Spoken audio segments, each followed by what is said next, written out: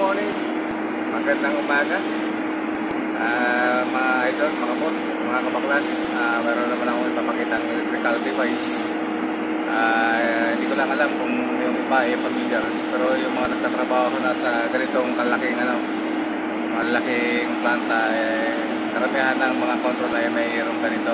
So ito yung tinatawag na voltage protection module. So yan yun.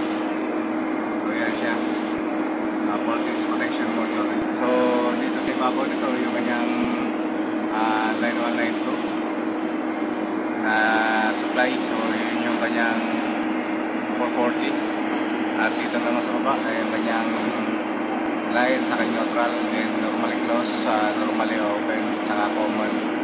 So itong device na ito mga boss, malaki po yung ginagawa ng trabaho nito sa buong control. So siya po yung nagko-control ng voltahe natin. So pagka lumampas dun sa kanyang range, papatayin niya automatic yung control na to. At pag bumaba naman dun sa range ng voltahe dun sa kanyang range sa other voltage, ay automatic din papatayin niya itong buong panel. So ganyan ang trabaho niya para maproteksyonan lahat ang mga electrical equipment, mga motor na nandito sa nakakabit dito sa control na to.